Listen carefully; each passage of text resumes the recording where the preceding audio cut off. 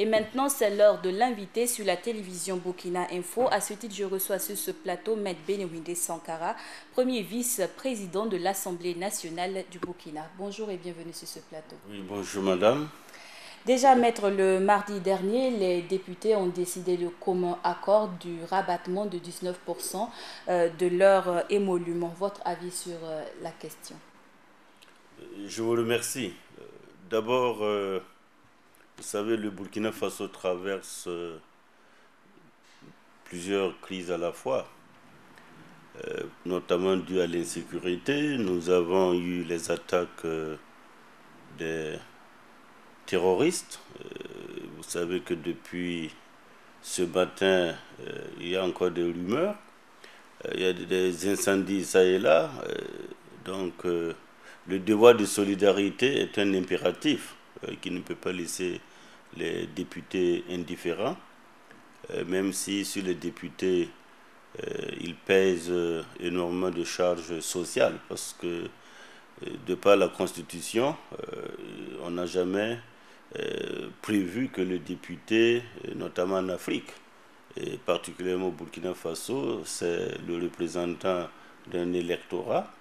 Et une fois élu, la vie continue et vous devriez pouvoir, en tant que justement élu du peuple, rester en adéquation avec ce peuple-là, faire face à l'ensemble de ses préoccupations. Donc cette réduction sur l'abattement de 19%, qui consiste par exemple en un abandon d'un certain nombre d'indemnités, comme par exemple l'indemnité de logement, mais aussi tenir compte de la fiscalisation, qui a été une loi votée sous déjà le CNT. De mon point de vue, c'est amener les députés à jouer ce rôle de solidarité en accordant bien sûr ce taux-là pour que l'État puisse faire face à un certain nombre de préoccupations. Ce rabattement concerne uniquement cette 7e législature. Est-ce qu'il y a la possibilité de le faire pour les autres législatures à venir?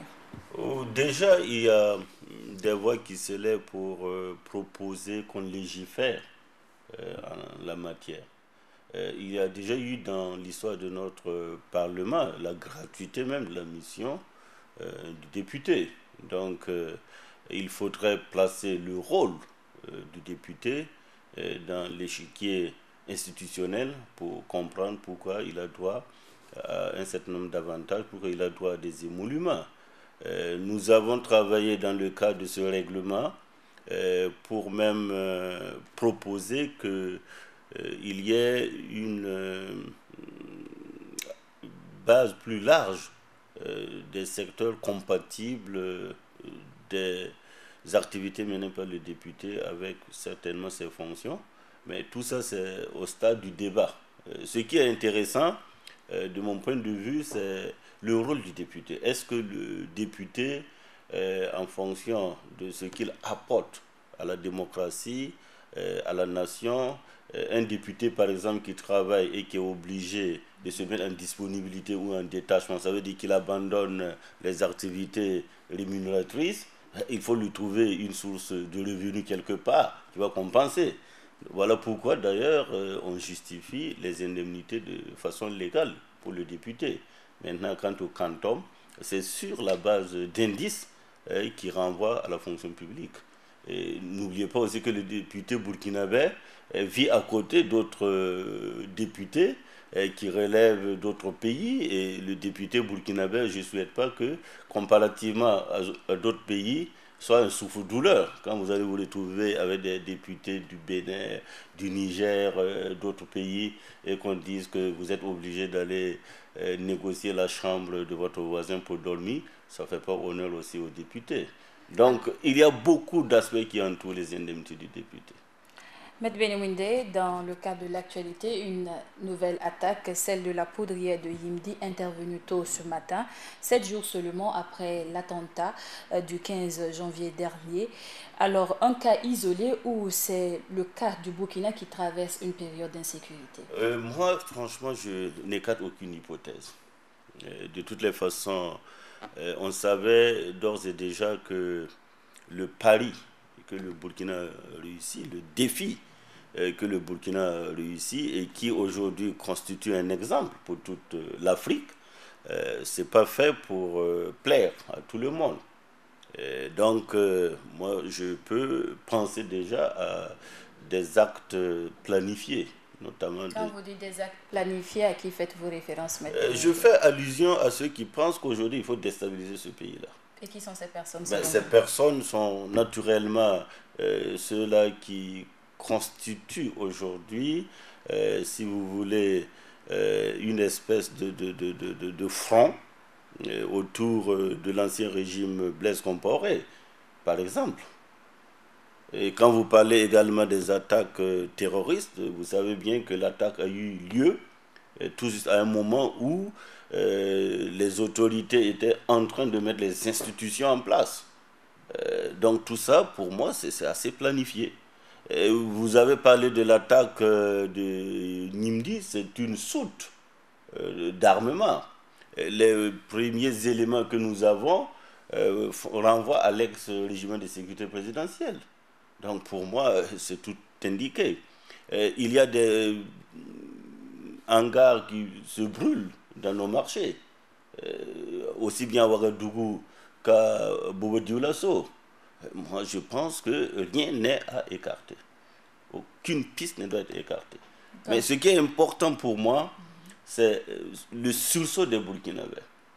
Le sursaut des Burkinabés qui aujourd'hui ont besoin de construire ce pays dans l'unité, ont besoin de construire ce pays en se donnant la main et en s'attaquant de façon frontale à tout ce qui peut nous diviser ou à tout ce qui détruit, tout ce qui peut détruire notre démocratie. Maître Benoué Sankara, vous avez parlé de personnes qui seraient toujours en lien avec l'ex-pouvoir de Blaise Compaoré. Faites-vous référence à la Côte d'Ivoire?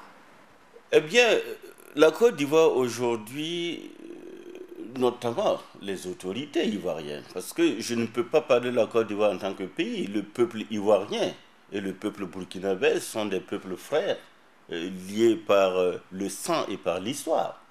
Mais vous avez en Côte d'Ivoire des personnalités qui veulent à mort à ce régime. D'abord, Et qui sont ces personnes-là? le président Alassane Dramane Ouattara et Guillaume Soro. Et quand le président déchu Blaise Compaoré a dû fuir son pays pour se réfugier en Côte d'Ivoire, chez ses beaux-parents, ses autorités ont déclaré qu'en Côte d'Ivoire, Blaise Compaoré est chez lui. Il peut y rester et aura Il la... y a des rumeurs qui disent qu'il aurait pris la nationalité ivoirienne. Bon, ça vous avez dit c'est des rumeurs. Moi je parle de ce que j'ai entendu. Mais s'il prend la nationalité ivoirienne, c'est son droit. Sa femme est ivoirienne. Et je pense que la loi ivoirienne le permet. Mais honte à lui, si cela est vrai. De toutes les façons, c'est son droit. Je ne vais pas rentrer dans ces détails. Mais je veux dire qu'aujourd'hui, par rapport à votre question, par rapport à votre préoccupation, vous savez bien que Blaise Compaoré fait l'objet d'un mandat d'arrêt dans le cadre de procédures judiciaires. Guillaume Soro fait également l'objet de mandats d'arrêt dans le cadre de procédures judiciaires. Mais ces mandats d'arrêt, on ne tient pas forcément compte a priori du statut de la personne. On tient d'abord compte des actes criminels qui ont été posés et qui doivent être réprimés par une justice indépendante. Et dans un état de droit, la justice est un pilier, c'est une institution qui se veut indépendante. Nous avons appris que les députés ivoiriens s'insurgent, et souhaitent même envoyer une délégation ici, mais pour moi c'est une interférence du législatif dans le judiciaire, déjà. Et ça saute à l'œil. Donc, de mon point de vue, je pense qu'il y a des personnalités en Côte d'Ivoire qui en veulent certainement au régime actuel pour avoir réussi à relever ce défi qui est de pouvoir, après des élections acceptées par tous les Burkinabés, de travailler à restaurer la sérénité, la sécurité et à vouloir créer les sillons d'une véritable démocratie. Alors, Maître Benoué Sankara, aujourd'hui, vous êtes premier vice-président de l'Assemblée nationale et vous êtes aussi homme de droit dans le cadre de l'affaire Thomas Sankara. Alors, comment faire pour éviter l'interférence du législatif dans le judiciaire et comment allez-vous procéder pour défendre le cas Thomas Sankara? D'abord, je vous remercie, madame. En ce qui me concerne, il n'y a pas une incompatibilité. C'est-à-dire la profession d'avocat n'est pas incompatible avec mes fonctions de vice-président. Ce qui veut dire qu'a priori, je continue d'exercer comme avocat. Alors, Maître Benouindé Sankara, vous dites continuer à œuvrer comme avocat. Est-il à craindre pour ce dossier-là, selon vous? Pourquoi? Parce que vous vous retrouvez dans le législatif. Ah, mais je ne suis pas le seul avocat. N'oubliez pas que c'est tout un collectif qui est construit dans le dossier du président Thomas Sankara. Si Maître Sankara, par extraordinaire, venait à ne même plus plaider dans ce dossier, ce n'est pas pour autant que le dossier ne continue pas avec d'autres avocats. Mais n'oubliez pas que l'avocat est un auxiliaire de justice. Les épaules sur lesquelles repose ce dossier, c'est le juge d'instruction qui est en train de faire un travail, et c'est aussi la justice qui va se saisir de ce dossier quand le juge d'instruction va rendre une ordonnance de renvoi. Donc je ne suis pas indispensable, madame. Alors, une dernière question concernant cette actualité. Est-il à craindre pour le présent pouvoir qui est venu au niveau de l'arène politique par les urnes démocratiquement élues? Je pense pas. Je pense pas. C'est vrai que c'est un baptême de feu. C'est des épreuves, peut-être des tests même, pour voir comment le pouvoir réagit.